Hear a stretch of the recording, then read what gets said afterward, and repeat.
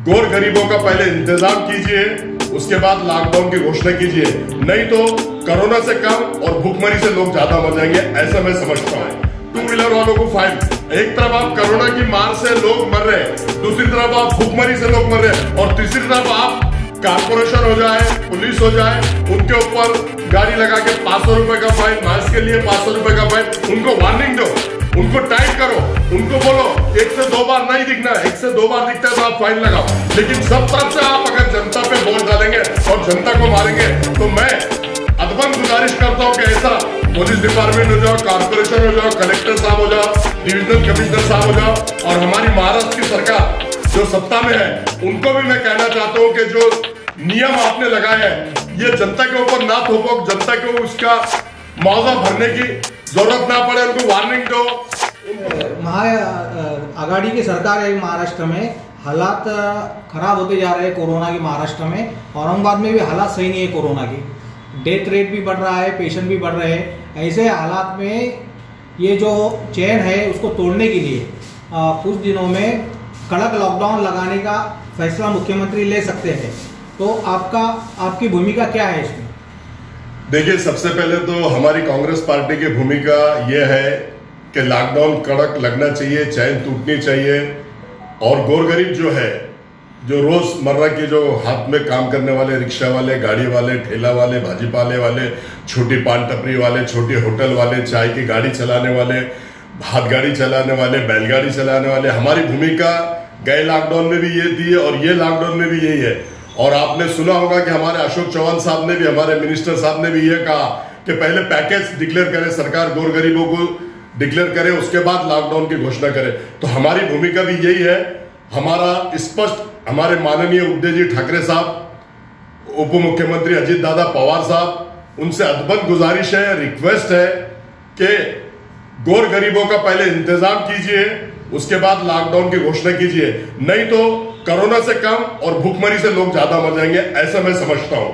अनेक लोग इससे पहले भी फांसी लिए, कई लोगों ने, जो लोग मांग नहीं सकते, जो लोगों के पास तक नहीं पहुंच सकते, ऐसे लोगों ने घर के अंदर फांसी ले लिया। हमने देखा है, आपने देखा है, पूरे महाराष्ट्र ने देखा है और पूरे देश ने देखा है। तो ऐसी नौबत ना आए, तो इसलिए मैं उद्धव ठाकरे साहब से, अजीत पवार साहब से ये गुजारिश करता हूं कि हर गोर गरीब के अकाउंट में कम से कम 5-5 हजार रुपए डालना चाहिए। रिक्शा वाले, ठेले वाले, बैलगाड़ी वाले, हाथ गाड़ी वाले, बखार पे काम करने वाले, छोटे मोटे व्यापारी, इनको 5-5 हजार की मदद करना चाहिए सबको, जितने भी गोर गरीब है, और खास तौर पे रिक्शा वालों के। आज रिक्शा वालों के गए बारी से अभी तक इतने बुरे हाल है, उन्होंने दो सीट लेके जाएंगे स्टेशन तो उनको क्या मिलेगा? 100-150 रुपए कमाते और उसके ऊपर उनको फाइन भरना पड़ता है। टू व्हीलर वालों को फाइन, एक तरफ आप कोरोना की मार से लोग मर रहे हैं, दूसरी तरफ आप भूखमरी से लोग मर रहे हैं, और तीसरी तरफ आप कारपोरेशन हो जाए, पुलिस हो जाए, उनके ऊपर गाड़ी लगा के 500 रुपए का फाइन, मास्क के लिए 500 रुपए का फाइन, उनको वार्निंग दो, उनको टाइट करो, उनको बोलो 1 से 2 बार नहीं दिखना, 1 से 2 बार दिखता है तो आप फाइन लगाओ। लेकिन सब तरफ से आप अगर जनता पे बोल डालेंगे और जनता को मारेंगे तो मैं अदबन गुजारिश करता हूं कि ऐसा पुलिस डिपार्टमेंट हो जाओ, कारपोरेशन हो जाओ, कलेक्टर साहब हो जाओ, डिविजनल कमिश्नर साहब हो जाओ, और हमारी महाराष्ट्र की सरकार जो सत्ता में है उनको भी मैं कहना चाहता हूं कि जो नियम आपने लगाए हैं ये जनता के ऊपर ना थोपो, जनता को उसका मुआवजा भरने की जरूरत ना पड़े, उनको वार्निंग दो, उनको घर पे भेजो, उनको गाड़ी बाजू लगाकर घंटा भर रोक के भेजो। लेकिन 500, 1000, 2000 जो फाइन हो रहा है ये सरासर गलत है। गोर गरीब जनता कहां से भरेंगी?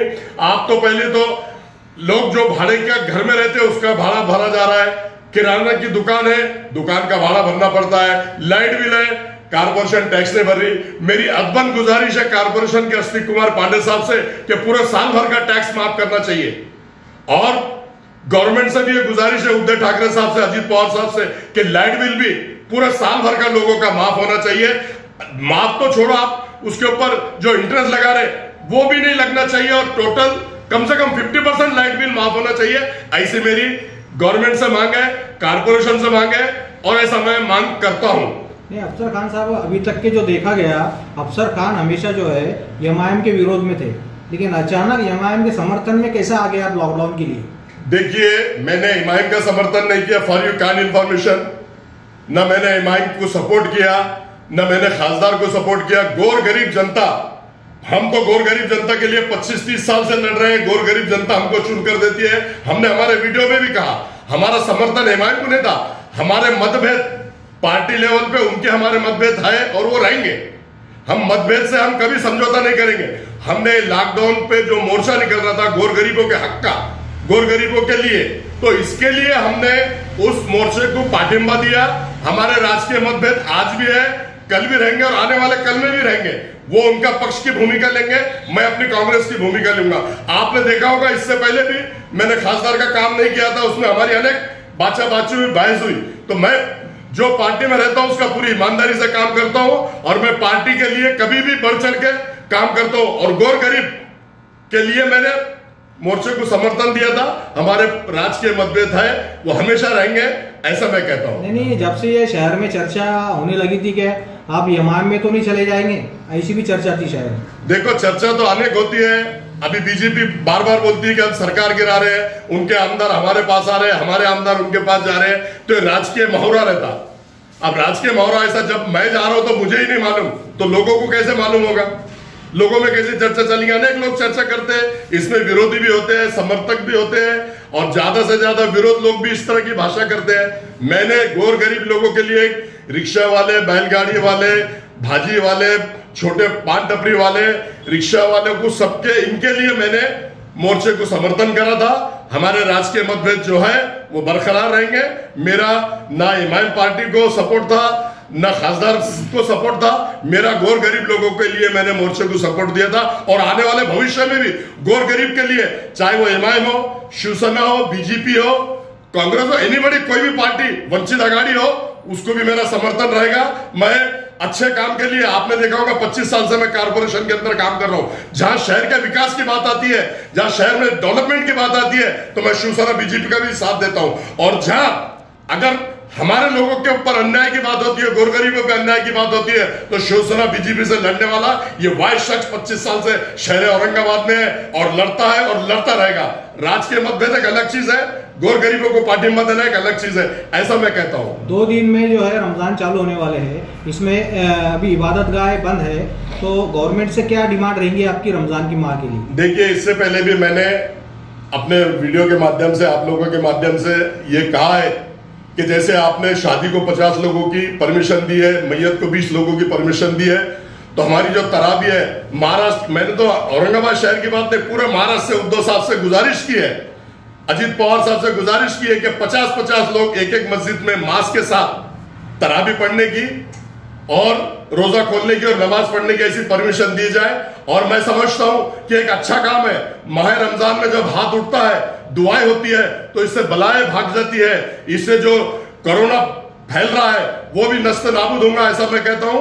उद्धव ठाकरे साहब ने और अजीत पवार साहब ने हर मस्जिद के अंदर तराबी को, रोजा खोलने के लिए, नमाज पढ़ने के लिए 50-50 लोगों की परमिशन देना चाहिए, ऐसी मैं अदमन गुजारिश करता हूं। आखिरी सवाल ये है कि कड़क लॉकडाउन को आपका सपोर्ट है या नहीं? नहीं, मैं तो कड़क लॉकडाउन के हमेशा विरोध में था, पहले भी विरोध में था, आज भी विरोध है और आने वाले कल में लॉकडाउन लगता है तो उसके भी मैं विरोध में हूं। लेकिन अगर लॉकडाउन लगा रहे, चेन तोड़ना है आपको, तो गोर गरीबों की सोचो, गोर गरीबों को आज पैकेज दो, फिर मैं लॉकडाउन के फेवर में हूं, वरना मैं लॉकडाउन के विरोध में हूं। इससे जुड़े हुआ एक सवाल है कि आप प्रशासन को जिम्मेदार मानते हैं बढ़ते हुए कोरोना पेशेंट, क्योंकि आपने एक टीवी चैनल की डिबेट में कहा था कि 6 महीने से कोरोना का सो रहा था, इस बारे में आप क्या कहेंगे? इसका जिम्मेदार प्रशासन है? देखिए, प्रशासन तो अपने लेवल पे हर जगह काम कर रहा है। हमारे राजेश टोपे साहब आपने देखे होंगे, साल भर से हर जगह जाकर वो काम कर रहे हैं, वेंटिलेटर बढ़ाने की बात कर रहे हैं, हॉस्पिटल बढ़ाने की बात कर रहे हैं। जहां मैदान है बॉम्बे में, वहां पर भी बेड लगाकर हजारों की संख्या में बेड लगा रहे हैं, वेंटिलेटर दे रहे हैं। लेकिन आज हमारे घाटी हॉस्पिटल में वेंटिलेटर सबसे कम है, मेरे हिसाब से 90 कुछ वेंटिलेटर है, 97 कुछ। यहाँ पर भी वेंटिलेटर कम से कम 400-500 की संख्या में होना चाहिए। मिनी घाटी है, हमारी घाटी है, और यहाँ पर जितने प्राइवेट हॉस्पिटल है गवर्नमेंट ने उसको भी प्रोवाइड करना चाहिए। आज जो जिसको निमोनिया है, खांसी है, दम्मे की शिकायत है, ऐसे लोगों को वेंटिलेटर लगता है, तो गवर्नमेंट ने ऐसे लोगों की काळजी लेकर वेंटिलेटर का इंतजाम ज्यादा से ज्यादा करना चाहिए।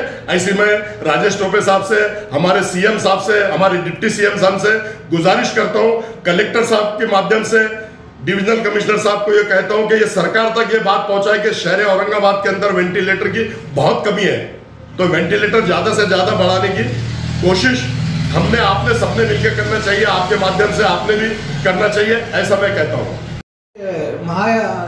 आघाड़ी की सरकार है महाराष्ट्र में, हालात खराब होते जा रहे हैं कोरोना के महाराष्ट्र में। औरंगाबाद में भी हालात सही नहीं है कोरोना की, डेथ रेट भी बढ़ रहा है, पेशेंट भी बढ़ रहे हैं। ऐसे हालात में ये जो चेन है उसको तोड़ने के लिए कुछ दिनों में कड़क लॉकडाउन लगाने का फैसला मुख्यमंत्री ले सकते हैं। तो आपकी भूमिका क्या है इसमें?